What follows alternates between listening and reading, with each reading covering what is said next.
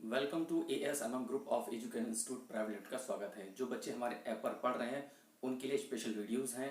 बाकी जो बच्चे यूट्यूब से पढ़ रहे हैं उनके लिए अलग से वीडियोस हैं। यहाँ पर आपको test series, practice set plus doubt session और भी बहुत सारी चीज़ें हैं जो आपको मिलती रहेंगी। और ये जो सेशन है हम 2 साल के लिए आपके लिए प्रोवाइड कर रहे हैं। तो जो मैकेनिकल वाले स्टूडेंट हैं, सबसे पहले हम जो सब्जेक्ट है स्टार्ट कर रहे हैं वो थर्मोडायनेमिक्स। ये ध्यान रखिएगा, जो आपका सब्जेक्ट है थर्मोडायनेमिक्स वो लगभग 30 to 30 मार्क्स का आता है। मतलब अगर आपने इसको स्किप कर दी तो आपका सिलेक्शन खत्म। इसीलिए फ्लूइड मैकेनिक्स प्लस थर्मोडायनेमिक्स ये 2 सब्जेक्ट ऐसे हैं, मैकेनिकल का सिलेक्शन इनके ऊपर है, होना या ना होना। ये 2 सब्जेक्ट के ऊपर डिपेंड करता है। ठीक है, चलिए तो सबसे पहले स्टार्ट करते हैं हम थर्मोडायनेमिक्स। थर्मोडायनेमिक ग्रीक वर्ड है जिसको एक थर्मो मतलब हीट बोलते हैं, डायनामिक मतलब मोशन, और हिंदी में बोलते हैं इसको ऊष्मागतिकी। ऊष्मा गतिकी। डिप्लोमा वाले जो स्टूडेंट हैं उन्होंने पढ़ा होगा ऊष्मा गति के सब्जेक्ट के नाम से। ठीक है, यहां पर हम पढ़ रहे हैं thermodynamic. Thermodynamic Greek word, thermo मतलब हीट, डायनामिक का मतलब मोशन। समझ लीजिए कि हम क्या कर रहे हैं, हीट का मोशन कर रहे हैं। हिंदी बोलेंगे हीट का मोशन, हीट का मोशन। अब भाई सही सी बात है कि हीट का मोशन हम कैसे कर सकते हैं। हीट का मोशन हम तभी कर सकते हैं जब हमारे पास प्रॉपर्टी हो। अब जब हमारे पास प्रॉपर्टी ही नहीं है तो हम उसका मोशन कैसे करेंगे।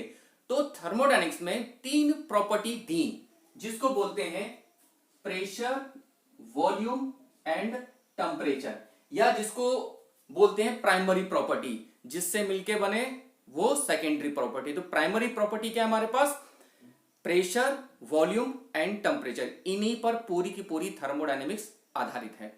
ठीक है, 18वीं शताब्दी में 18वीं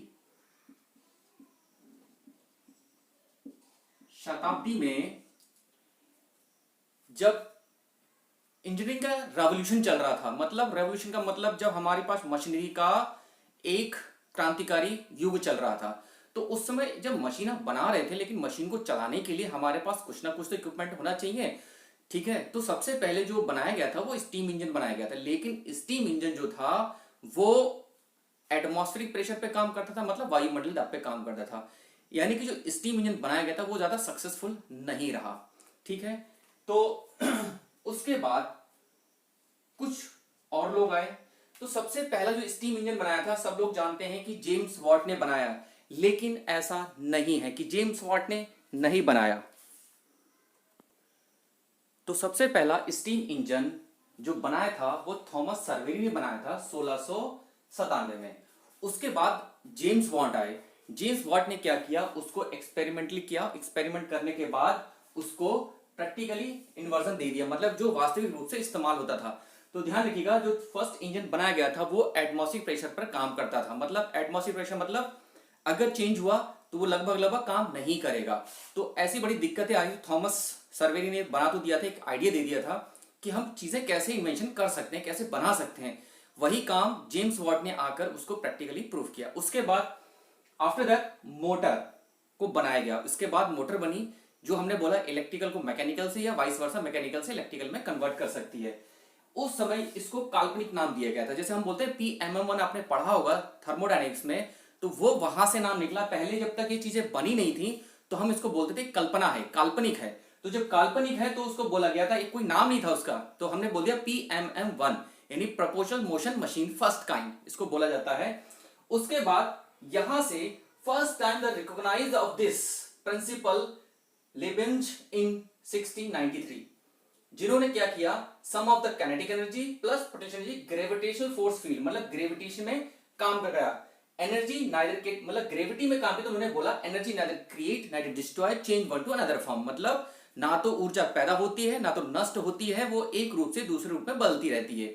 ये इन्होंने एक सिद्धांत दिया जो कि बाद में फर्स्ट लॉ बन गया। यहां तक नोट करिए, किसी को कोई पॉइंट दिक्कत हो रही हो समझने में। और एक चीज और समझ लीजिए कि जो थर्मोडायनेमिक्स है, मैं यही बता देता हूं, जो थर्मल इंजीनियरिंग है या थर्मोडायनेमिक्स है, ये हमेशा इक्वल बेरियम की बात करती है, मतलब समानता की बात करती है, मतलब इक्वल बेरियम। इक्वल बेरियम का मतलब है कि प्रोसेस हमने स्टार्ट तो कर दिया है, लेकिन वो कब खत्म होगा इसकी कोई गारंटी नहीं है। ठीक है, इसको बोलते हैं थर्मल इक्विलिब्रियम। मतलब प्रोसेस स्टार्ट तो है, अब प्रोसेस स्टार्ट है, कब खत्म होगा इसकी कोई गारंटी नहीं है। इसलिए हमने एक सब्जेक्ट और बनाया HMT, heat and mass transfer, वो बाद में पढ़ेंगे। उसमें बताया जाता है कि आपको प्रोसेस स्टार्ट हुआ है तो कितने समय में वो कंप्लीट होगा। लेकिन थर्मोडायनेमिक्स समय कभी नहीं बताती है, ना ही कब स्टार्ट होगा कब खत्म होगा, ये इसके पास कोई भी प्रूफ नहीं है। थर्मोडायनेमिक्स हाई वैक्यूम पर जाकर फेल हो जाती है। क्यों फेल होती है? क्योंकि भाई जो भी चीज है वो मॉलिक्यूल से मिलकर बनी है, मॉलिक्यूल्स अगर आपके खत्म हो जाएंगे, कम हो जाएंगे, तो वो चीज काम करना बंद करेगी। ठीक है, इतनी बात क्लियर हुई। तो थर्मोडायनेमिक्स फेल इन हाई वैक्यूम, इसीलिए इसको थोड़ी सी इसमें कमियां भी थी, बहुत सारी चीजें थी इसमें। चलिए कुछ पॉइंट्स देखते हैं हमारे पास। साडी कार्नोट थे, जो साडी कार्नोट बनाया था वो बोलते हैं फादर ऑफ थर्मोडायनेमिक्स। मतलब ये जो साडी कार्नोट है वो थर्मोडायनेमिक्स के पिता हैं। ठीक है, दूसरा पॉइंट है विलियम रैंकाइन का फर्स्ट बुक। जो विलियम रैंकाइन है उन्होंने थर्मोडायनेमिक्स की सबसे पहली बुक लिखी थी 1859 में। उसके बाद thermodynamics was first use in Lord Kelvin 1849 में। मतलब जब आपके लॉर्ड कैल्विन थे, उन्होंने एक पेपर पब्लिश किया। तो जैसे मान लीजिए आपका कोई बच्चा पैदा होता है तो उसका नामकरण किया जाता है, तो उस समय ये पता नहीं था कि कोई सब्जेक्ट ऐसा आने वाला है। तो लॉर्ड कैल्विन ने क्या किया, अपनी पेपर पब्लिश में 1849 में उन्होंने एक पेपर पब्लिश किया। उस पेपर पब्लिश ने एक नाम दिया थर्मोडायनेमिक्स, तब इसका नाम रखा गया था। ठीक है, स्टीम इंजन को बोला था डॉटर ऑफ थर्मोडायनेमिक्स। ये जो स्टीम इंजन है वो क्या है, डॉटर है थर्मोडायनेमिक्स की। उसके बाद एक जैसे हम बोलते हैं ऊर्जा या फिर एनर्जी या वर्क। ठीक है, हीट और वर्क को एक नया नाम सबसे पहले बोला करते थे हीट एंड वर्क। तो हीट एंड वर्क एक फॉर्म किसकी है, एनर्जी की। आप लोगों को पता है कि हम इसको बोलते थे हीट, मतलब हिंदी में बोलते हैं ऊष्मा, और इसको बोलते हैं कार्य। तो ये अलग अलग नाम थे जब तक कि एक नया नाम रखा गया ना। ये पहले अलग अलग बोलते थे जब तक ये एक नया नाम नहीं आया। तो एक नया नाम आया, इन दोनों को कंबाइन करके एनर्जी का जो नाम देने वाले थे वो थॉमस सर्वेरी ने दिया। सबसे पहले दिया किसने, थॉमस सर्वेरी ने ये नया नाम दिया। उसके बाद बात करते हैं at the sea level. At the sea, आप लोग बहुत ज्यादा कंफ्यूज रहते हैं कि सी लेवल होता क्या है, समुद्र तल की ऊंचाई, जहां तक कुछ लोग बोलते हैं जहां तक पानी भरा हुआ है वो सी लेवल होता है। वो सी लेवल नहीं होता है। देखिए जी की वैल्यू 9.81 जो है 4500 मीटर की गहराई पर सी लेवल है, जिसकी वैल्यू कितनी थी, जी की वैल्यू 9.8 थी। यानी कि ये कौन सी वैल्यू है, ये मैक्सिमम वैल्यू है। यानी कि इसका मतलब ये हुआ जब आप इससे नीचे जाएंगे या इससे ऊपर जाएंगे तो या इससे जहां हटे तो ये वैल्यू क्या हो जाएगी, चेंज होना शुरू हो जाएगी। एट सी लेवल 1 की जो मास कितना है 9.80 न्यूटन होता है, और 1 न्यूटन इज इक्वल टू कितना होता है 100 ग्राम। ये वो वैल्यू है जब न्यूटन के ऊपर एक सेब गिरा था। लोगों ने कहानियां है ना, न्यूटन के ऊपर एक सेब गिरा था, जो सेब था उसका वजन 102 ग्राम था। उसके बाद इंटरनेशनल ने कन्वर्ट करके उसको 100 ग्राम में कन्वर्ट किया और इसको 1 न्यूटन इक्वल टू 100 ग्राम में कन्वर्ट करके बता दिया। इतनी यहां तक किसी को दिक्कत है तो बोलिए। अब बात करते हैं कि वर्क को एनर्जी की फॉर्म तो बोला गया कि वर्क जो है वो एनर्जी की फॉर्म है, लेकिन हीट बड़ा चर्चा का विषय बना हुआ था। हीट को उस समय बोलते थे कैलोरी। कैलोरी का बोलते थे कि हीट मतलब high calorie to low calorie आपकी बॉडी फ्लो हो रही है। मतलब ना तो उस समय उसका कोई वेट था, ना तो उसका कोई कलर था। ठीक है, उस समय कोई मतलब कोई नहीं जानता था कि कोई कैलोरी या हीट कोई वर्ड है, लेकिन उसमें हम एक शब्द इस्तेमाल करते थे कैलोरी, बस। उसके बाद ये शब्द दिया गया था फ्लूइड फ्लो, हमारी बॉडी से higher calorie body to lower calorie body होता है। ऐसा नहीं था। जब फर्स्ट लॉ आए तब उन्होंने बोला, उसे हीट बोला गया। मतलब तब उन्होंने कहा कि ये कैलोरी नहीं है, ये क्या है, ये एक हीट की फॉर्म है। ये भाई कैलोरी नहीं है, जो कैलोरी है वो हीट की एक फॉर्म है। तब वहां से फर्स्ट लॉ कम उन्होंने उसे बताया हीट। उसके बाद आए कि 19th सेंचुरी में James P Joules and Julius और मेयर, मतलब जूल्स और मेयर दोनों सिमिलर साइंटिस्ट थे, दोनों के सिमिलर आइडियाज आ रहे थे।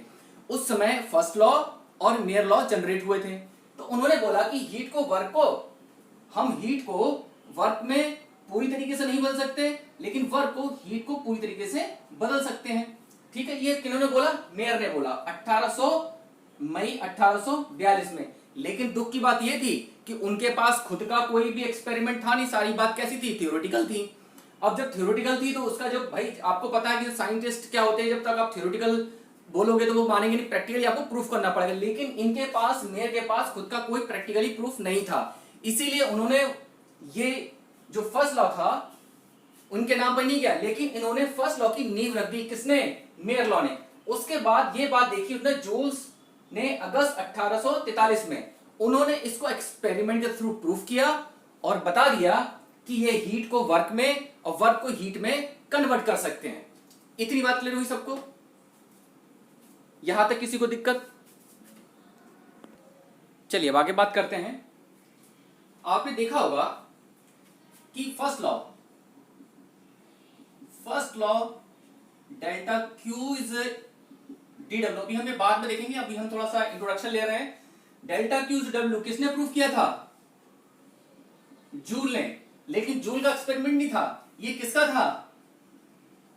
मेयर का एक्सपेरिमेंट था। लेकिन वही बात, ये दोनों जो मेयर और जूल्स थे, क्या ना सिमिलर साइंटिस्ट थे, दोनों एक ही साथ थे, दोस्त भी थे। तो क्या हुआ कि मेयर साहब अब जब किसी की सक्सेस बढ़ नहीं पाती है, सक्सेस नहीं हो पाता, तो क्या फ्रस्ट्रेट हो जाता है। अब जब वो फ्रस्ट्रेट हो जाता है तो कोई ना कोई गलत कदम उठाएगा। वही मेयर साहब एक लंदन की होटल में रुके थे, वहां से उन्होंने क्या करा, छलांग लगा दी। बड़े फ्रस्ट्रेट थे, लेकिन मरे नहीं, लेकिन हाथ पैर टूट गए। लेकिन ये बात जूल्स को पता लगी। जूल्स ने कहा भाई ये बात तो सही नहीं है, साइंटिस्ट है, ऐसा नहीं है।